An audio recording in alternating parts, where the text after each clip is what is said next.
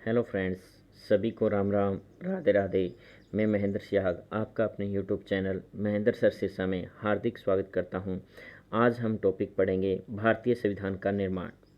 तो first question है, भीमराव अंबेडकर और महात्मा गांधी के मध्य सन 1932 में हस्ताक्षरित पुणे समझौते में प्रावधान था। तो पूना जो समझौता हुआ था महात्मा गांधी और भीमराव अंबेडकर के बीच, इसमें क्या जो है वो निर्णय लिया गया था। पहला ऑप्शन है भारत के लिए डोमिनियन स्थिति बनाए जाने का। सेकंड ऑप्शन है मुसलमानों के लिए पृथक निर्वाचन क्षेत्र का। थर्ड ऑप्शन है निम्न वर्ग के लिए पृथक निर्वाचन क्षेत्र का। और फोर्थ ऑप्शन है निम्न वर्ग के लिए आरक्षण सहित संयुक्त निर्वाचन क्षेत्र का। तो इसका हमारा जो सही आंसर है वो है डी ऑप्शन। डी ऑप्शन हमारा सही हो जाएगा। निम्न वर्ग के लिए आरक्षण सहित संयुक्त निर्वाचन क्षेत्र का जो है वो निर्णय लिया गया था पूना समझौता के दौरान।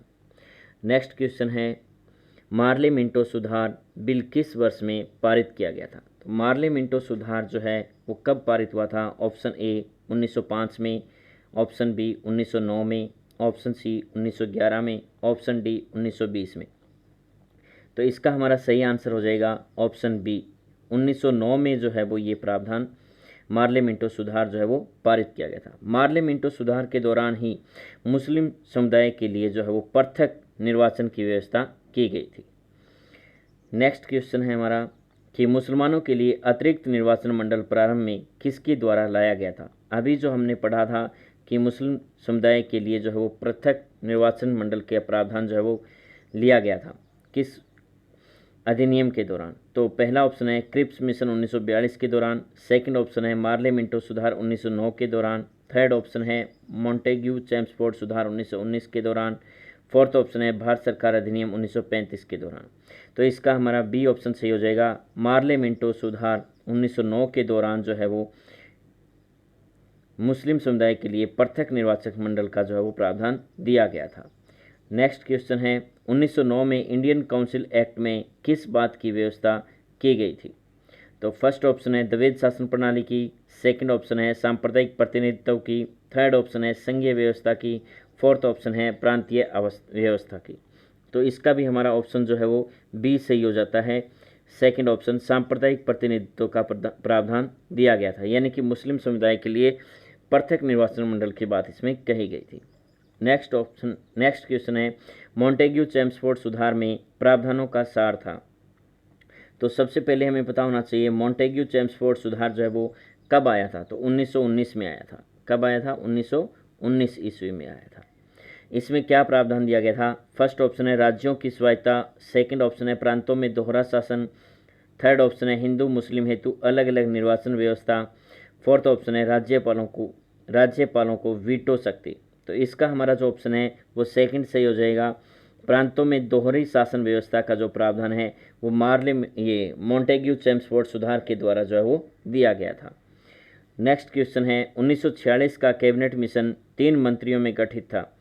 निम्न में से कौन इसका सदस्य नहीं था। यानी कि कैबिनेट मिशन जो मार्च 1946 में भारत आया था उसके 3 सदस्य थे, और उन 3 सदस्यों में से जो है इनमें से कौन सा नहीं है। फर्स्ट ऑप्शन है लॉर्ड पैथिक लॉरेंस।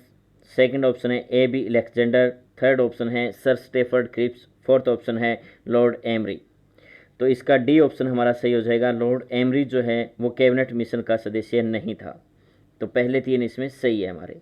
और इसका अध्यक्ष पूछे तो लॉर्ड पैथिक लॉरेंस जो था ये कैबिनेट मिशन का अध्यक्ष था। ये क्या बना था? इसका अध्यक्ष बना था। कैबिनेट मिशन का अध्यक्ष जो है वो कौन था? लॉर्ड पैथिक लॉरेंस था। तो इसका ऑप्शन हमारा डी सही हो जाता है। नेक्स्ट क्वेश्चन है, भारतीयों को वर्ष 1947 में सार्वभौमता सौंपने की योजना निम्न में से किस नाम से जाने जाती है। तो फर्स्ट ऑप्शन है डूरंट योजना। सेकंड ऑप्शन है मिंटो मार्ले योजना। थर्ड ऑप्शन है माउंटबेटन योजना। फोर्थ ऑप्शन है बेवली योजना। तो इसका ऑप्शन हमारा सी सही हो जाएगा, माउंटबेटन योजना के दौरान।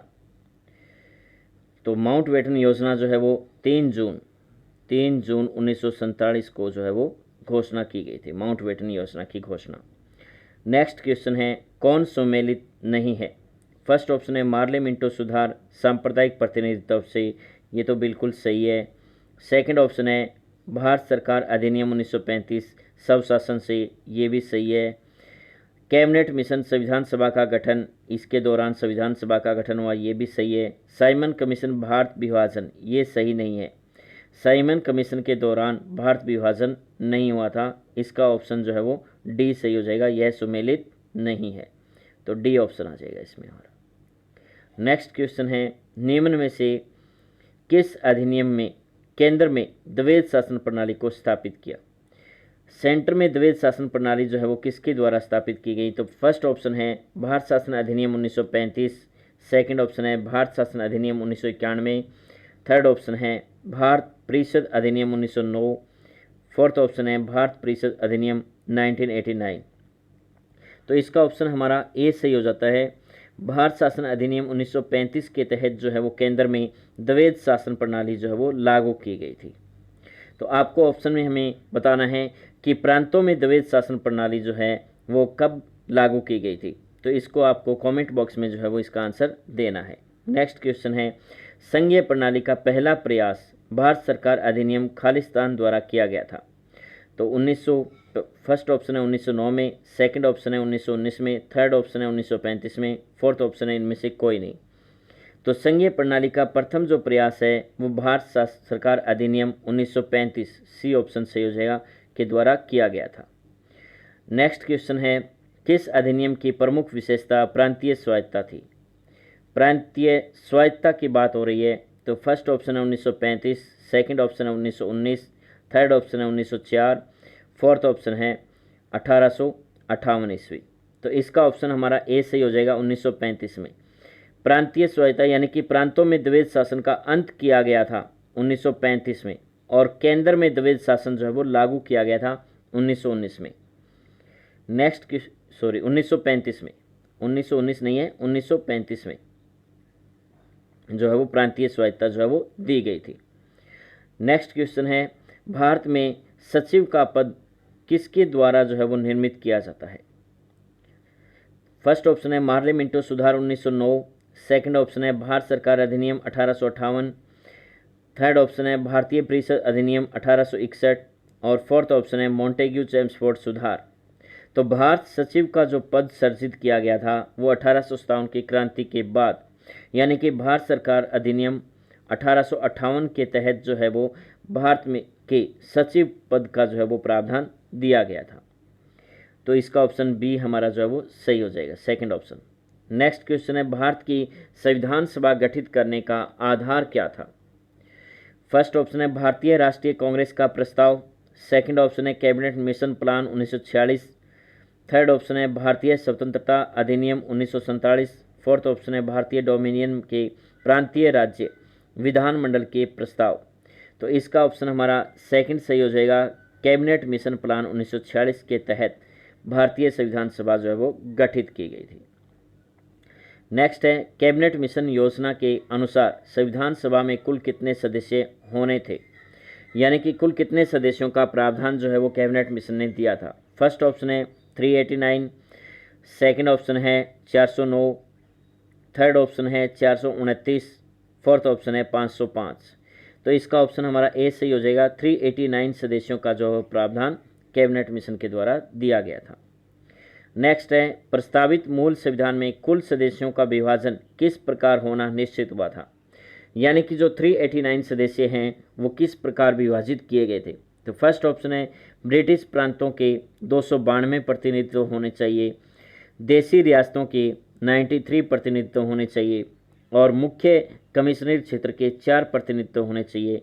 उपयुक्त सभी सही हैं, क्योंकि इसी प्रकार जो है वो 389 सदस्यों का विभाजन किया गया था। ब्रिटिश प्रांतों से जो सदस्य लिए गए थे वो 292 थे, देशी रियासतों से जो सदस्य लिए गए थे वो 93 थे, मुख्य कमिश्नर से सदस्य लिए गए थे 4 सदस्य। तो उपयुक्त सभी जो है वो सही है। नेक्स्ट क्वेश्चन है, संविधान सभा के विभिन्न प्रांतों के लिए 292 सदस्यों का निर्वाचन होना था, इनमें से कांग्रेस के कितने प्रतिनिधित्व निर्वाचित होकर आए थे? फर्स्ट ऑप्शन है 195, सेकंड ऑप्शन है 208, थर्ड ऑप्शन है 225, फोर्थ ऑप्शन है 235। तो इसका ऑप्शन हमारा सेकंड सही हो जाएगा, 208 सदस्य जो है वो चुनकर जो है वो आए थे, कांग्रेस के प्रतिनिधित्व कर रहे थे। नेक्स्ट है संविधान सभा के विभिन्न प्रांतों के लिए, ये हो गया हमारा क्वेश्चन। इससे आगे पुनर्गठन के फलस्वरूप वर्ष 1947 में संविधान सभा के सदस्यों की संख्या कितनी रह गई थी? यानी कि जब भारत का विभाजन हो गया था तो उसके बाद संविधान सभा के सदस्यों की संख्या कितनी निश्चित की गई? तो फर्स्ट ऑप्शन है 289, सेकंड ऑप्शन है 299, थर्ड ऑप्शन है 324, फोर्थ ऑप्शन है 333। तो इसका ऑप्शन हमारा सेकंड सही हो जाएगा। 299 सदस्य जो है वो निश्चित किए गए थे। नेक्स्ट है संविधान सभा में किस देशी रियासत के प्रतिनिधित्व ने भाग नहीं लिया था? ये बहुत ही इंपॉर्टेंट क्वेश्चन है और बार बार जो है वो एग्जाम में आता है। यानी कि संविधान सभा में कौन सी देशी रियासत थी जिसने अपना प्रतिनिधित्व नहीं भेजा था? फर्स्ट है जूनागढ़, सेकंड है कश्मीर, थर्ड है हैदराबाद, फोर्थ है मैसूर। तो इसका ऑप्शन हमारा सी सही हो जाएगा। हैदराबाद जो रियासत थी उसका कोई प्रतिनिधि जो है वो संविधान सभा का सदस्य नहीं था। नेक्स्ट है भीमराव अंबेडकर का संविधान सभा में निर्वाचन हुआ था। तो फर्स्ट ऑप्शन है पश्चिम बंगाल से, सेकंड है मुंबई प्रेसिडेंसी से, थर्ड ऑप्शन है तत्कालीन मध्य भारत से, फोर्थ ऑप्शन है पंजाब से। तो भीमराव अंबेडकर का जो निर्वाचन है वो पश्चिम बंगाल से हुआ था। ए ऑप्शन हमारा सही हो जाएगा। नेक्स्ट है संविधान सभा के लिए चुनाव कब संपन्न हुए? तो फर्स्ट ऑप्शन है 1945 में, सेकंड है 1946 में, थर्ड है 1947 में, फोर्थ है 1948 में। तो संविधान सभा के लिए जो चुनाव हुए थे वो 1946 में हुए थे, 1946 ईस्वी में हुए थे। सेकंड ऑप्शन सही है हमारा। नेक्स्ट है संविधान सभा का प्रथम अधिवेशन कहाँ पर हुआ था? प्रथम अधिवेशन किस स्थान पर हुआ था? फर्स्ट ऑप्शन है मुंबई में, सेकंड है कोलकाता में, थर्ड है लाहौर में, फोर्थ है दिल्ली में। तो इसका ऑप्शन हमारा डी सही हो जाएगा। दिल्ली में जो है वो फर्स्ट अधिवेशन हुआ था संविधान सभा का। नेक्स्ट है संविधान सभा के उद्घाटन अधिवेशन की अध्यक्षता किसने की थी? फर्स्ट ऑप्शन है जवाहरलाल नेहरू, सेकंड है सच्चिदानंद सिन्हा, थर्ड है भीमराव अंबेडकर और फोर्थ है सी राजगोपालाचारी।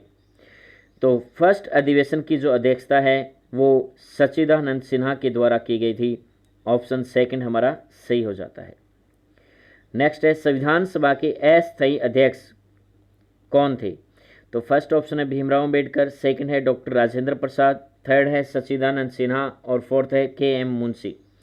तो इसका सी ऑप्शन सही हो जाएगा। सच्चिदानंद सिन्हा जो थे वो संविधान सभा के अस्थायी अध्यक्ष के रूप में चुने गए थे। आपको कमेंट में बताना है कि ये अस्थायी अध्यक्ष के रूप में कब चुने गए थे।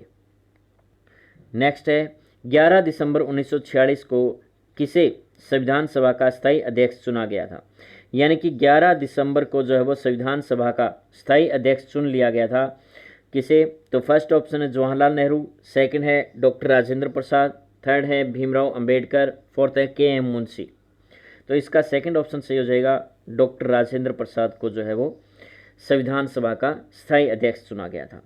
नेक्स्ट है संविधान सभा के संवैधानिक सलाहकार कौन थे?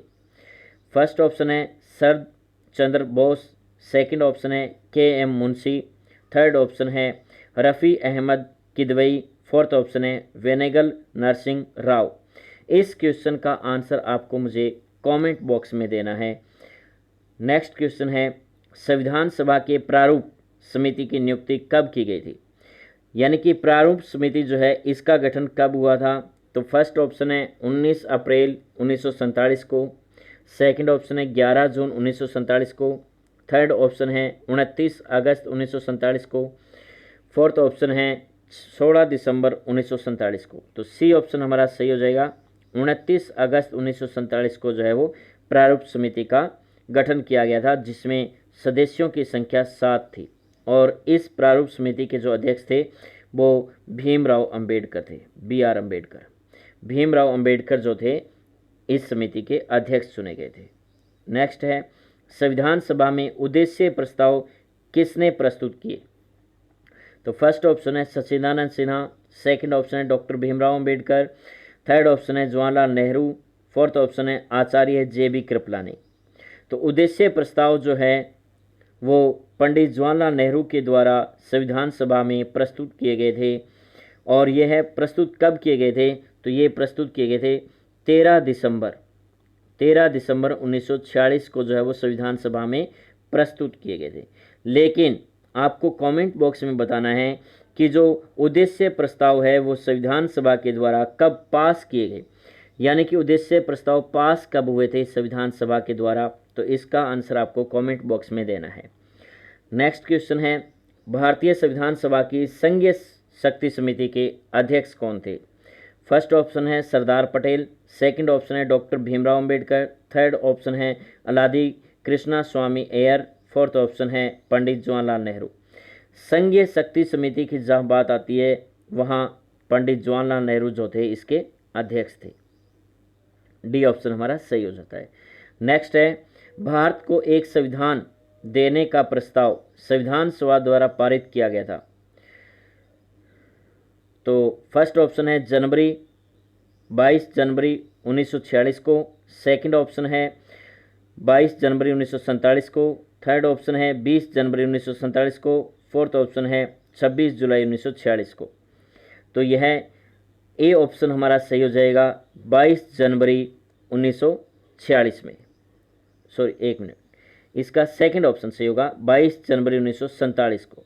22 जनवरी 1947 को जो है वो प्रस्ताव संविधान सभा द्वारा पारित किया गया था। तो सेकंड ऑप्शन हमारा सही हो जाता है। तो ये हमें ध्यान में रखना है। नेक्स्ट है, संविधान निर्मात्री सभा में झंडा समिति के अध्यक्ष कौन थे? तो फर्स्ट ऑप्शन है J B Kripalani, second option है K M Munshi, third option है doctor Bhimrao Ambedkar, fourth option है जवाहरलाल नेहरू। तो संविधान निर्मात्री सभा में झंडा समिति के जो अध्यक्ष थे वो ए ऑप्शन हमारा सही हो जाएगा, जे बी कृपलानी थे। नेक्स्ट क्वेश्चन है, राष्ट्रीय झंडे की अभिकल्पना को भारत की संविधान सभा में ग्रहण किया गया था। फर्स्ट ऑप्शन है जुलाई 1948 में, सेकंड ऑप्शन है जुलाई 1950 में, थर्ड ऑप्शन है जुलाई 1947 में, फोर्थ ऑप्शन है अगस्त 1947 में। तो झंडे की जो है वो भारतीय संविधान में जो है वो इसको ग्रहण किया गया था। सी ऑप्शन हमारा सही हो जाएगा जुलाई 1947 में। तो नेक्स्ट क्वेश्चन है, संविधान सभा ने संविधान को अंतिम रूप से किस दिन पारित किया, यानी कि संविधान को जो है वो कब अंगीकृत अधिनियमित किया गया था? तो 15 अगस्त 1947, सेकंड ऑप्शन है 15 दिसंबर 1948, थर्ड ऑप्शन है 26 नवंबर 1949, फोर्थ ऑप्शन है 26 जनवरी 1950। तो इसको जो है वो अंतिम रूप से पारित किया गया था वो है 26 नवंबर 1949 को। भारतीय संविधान जो है वो बनकर तैयार हो गया था, इसे अधिनियमित और अंगीकृत किया गया था। नेक्स्ट क्वेश्चन है, संविधान सभा के कितने उपस्थित सदस्यों ने संविधान पर हस्ताक्षर किए? फर्स्ट ऑप्शन है 262, सेकंड है 284, थर्ड है 287, फोर्थ है 289। यानी कि कितने सदस्यों ने जो है वो इस पर हस्ताक्षर किए और कब किए? तो 26 नवंबर 1949 को। तो 284 सदस्यों ने इस पर हस्ताक्षर किए थे। नेक्स्ट क्वेश्चन है, संविधान सभा द्वारा अंतिम रूप से पारित संविधान में कुल कितने अनुच्छेद और अनुसूचियां थी? यानी कि जब हमारा संविधान बना था उस समय इसमें कितने अनुच्छेद थे और कितनी अनुसूचियां थी? फर्स्ट ऑप्शन है 375 अनुच्छेद 7 अनुसूचियां, सेकंड ऑप्शन है 387 अनुच्छेद 7 अनुसूचियां, थर्ड ऑप्शन है 395 अनुच्छेद 8 अनुसूचियां, फोर्थ ऑप्शन है 395 अनुच्छेद 10 अनुसूचियां। तो इसका ऑप्शन हमारा सी सही हो जाएगा, 395 अनुच्छेद 8 अनुसूचियां हैं। आपको कमेंट बॉक्स में बताना है कि जब संविधान को अंतिम रूप से स्वीकृत किया गया था तो उस समय संविधान में कितने भाग थे। आपको ये कमेंट बॉक्स में बताना है कि संविधान में उस समय कितने भाग थे। नेक्स्ट क्वेश्चन है, संपूर्ण संविधान भारतीय संविधान के निर्माण में संविधान सभा को कितना समय लगा? तो फर्स्ट ऑप्शन है 2 वर्ष 7 माह 23 दिन, सेकंड है 2 वर्ष 11 माह 18 दिन, थर्ड है 2 वर्ष 11 माह 14 दिन, फोर्थ है 2 वर्ष 11 माह 23 दिन। तो इसमें सेकंड ऑप्शन हमारा सही हो जाएगा, 2 वर्ष 11 माह 18 दिन का जो समय है वो लगा था। नेक्स्ट क्वेश्चन है, भारत का संविधान लागू हुआ था, यानी कि भारतीय संविधान को कब लागू किया गया? तो फर्स्ट ऑप्शन है 26 जनवरी 1950, सेकंड ऑप्शन है 26 जनवरी 1952, थर्ड ऑप्शन है 15 अगस्त 1948, फोर्थ ऑप्शन है 26 नवंबर 1949। तो 26 जनवरी 1950 को जो है वो इसे लागू किया गया था। नेक्स्ट क्वेश्चन है, संविधान को 26 जनवरी के दिन लागू करने का निर्णय इसलिए लिया गया था क्यों लिया गया था? तो फर्स्ट ऑप्शन है, कांग्रेस ने इस तिथि को 1930 में स्वतंत्रता दिवस के रूप में मनाया था। सेकंड ऑप्शन है, 1942 में भारत छोड़ो आंदोलन प्रारंभ किया गया था। थर्ड ऑप्शन है, यह एक शुभ दिन था। फोर्थ ऑप्शन, इनमें से कोई नहीं। तो इसका जो कारण था वो ए ऑप्शन हमारा सही हो जाएगा, क्योंकि कांग्रेस ने 1930 में प्रथम स्वतंत्रता दिवस के रूप में 26 जनवरी को मनाया था। तो ये थे हमारे संविधान से संबंधित जो क्वेश्चन। आपको किस प्रकार लगे, आपके इसमें से कितने सही होते हैं? आपको हमारा वीडियो अच्छा लगे तो इसे लाइक, शेयर और कमेंट जरूर करें। That's all.